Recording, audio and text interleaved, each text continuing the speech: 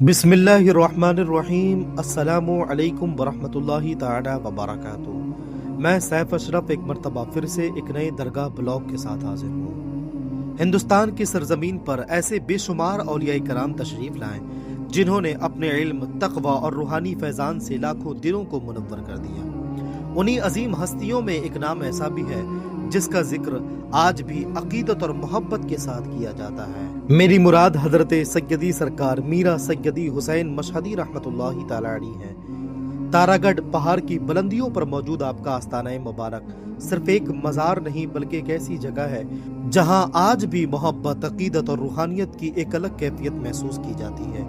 लेकिन आखिर में ये बुजुर्ग थे कौन, इनकी जिंदगी कैसी थी, इनके इल्म और तक़वे का मकाम क्या था और वो कौन से मामलात हैं, कौन से वाक़यात हैं जिन्होंने लोगों के दिलों में इनकी मोहब्बत को आज तक जिंदा रखा है। और इनकी मोहब्बत और इनकी अकीदत में लोग जब भी गरीब नवाज की बारगाह में हाजिर होते हैं तो हर कोई इनकी बारगाह में हाजिर होता हुआ दिखता है, हर कोई इनकी बारगाह में फैजान हासिल करने के लिए जाता है।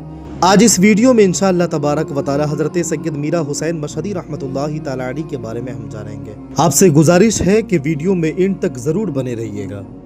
हजरत मीरा सैयद हुसैन खिंग सवार मशहदी रहमतुल्लाहि ताला अलैह। आपको खिंग सवार इसलिए कहते हैं कि आपके घोड़े का नाम खिंग था और आप उसकी सवारी किया करते थे, इसी वजह से आपको खिंग सवार कहा जाता है।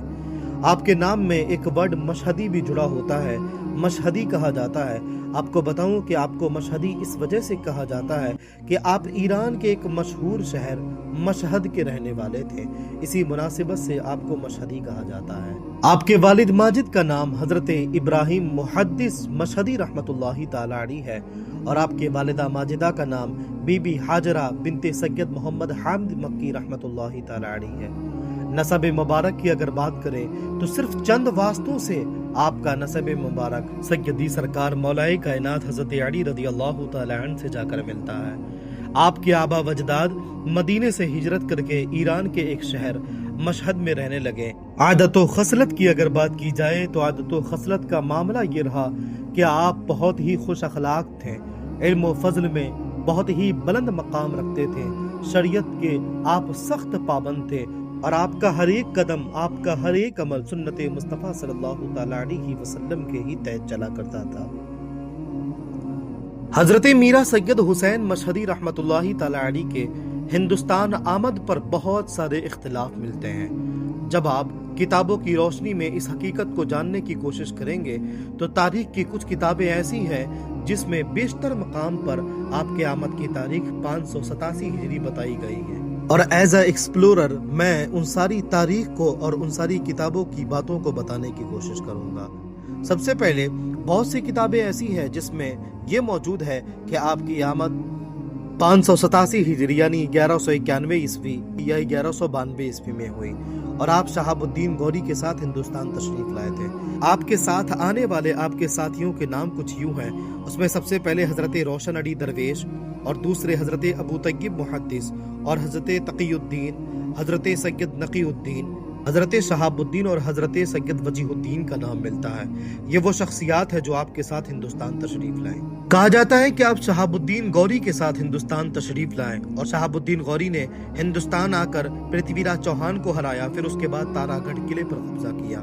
अब यहाँ पर दो बातें मिलती है, एक ये कि शहाबुद्दीन गौरी ने पृथ्वीराज चौहान के बेटे को किसी तरीके से समझाकर वहाँ का किलेदार बनाया कि वो ठीक से रहेगा, मगर वो उसके साथ ही अंदरूनी बदमाशी किया करता था और वहाँ के लोगों को भड़काया करता था। क्योंकि शहाबुद्दीन गौरी अपना नाइब बनाकर कुतुबुद्दीन ऐबक को हिंदुस्तान से जा चुका था।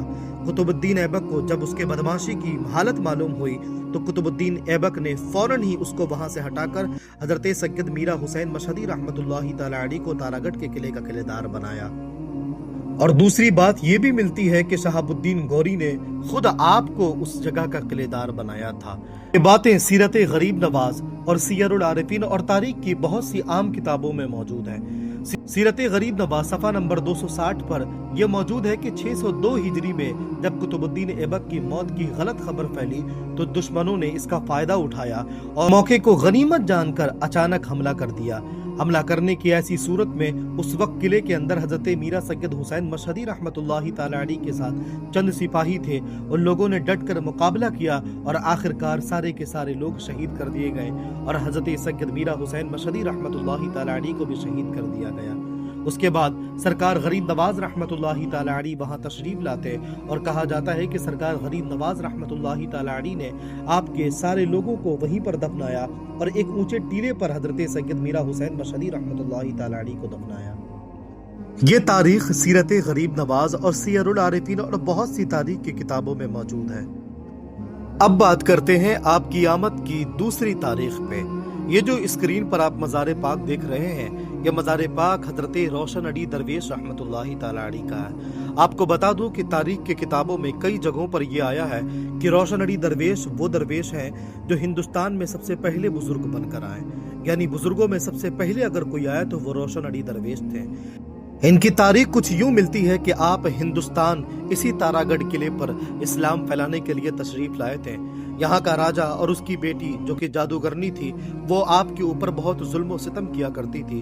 यहाँ तक कि एक दिन आपकी उंगली को काट दिया गया और हजरत रोशन अली दरवेश आप आखिरकार वहाँ से वापस हुजूर सल्लल्लाहु तआला अलैहि वसल्लम की बारगाह में आप हाजिर होते और सरकार की बारगाह में दस्तबस्ता खड़े होकर आप ये फरियाद किया करते कि हुजूर मेरे ऊपर जुल्म किया गया है, हुजूर मेरी इमदाद की जाए।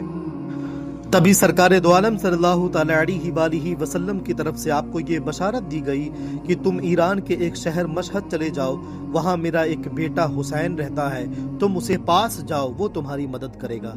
हजरत रोशन अली दरवेश रहमतुल्लाहि ताला अलैहि वहाँ से फौरन ईरान पाते और ईरान के उस शहर मशहद में पहुँचते और हजरत मीरा सैयद हुसैन मशहदी रहमतुल्लाहि ताला अलैहि की बारगाह में पहुँचते और आप उनके पास जाकर आप सारा माजरा बताते।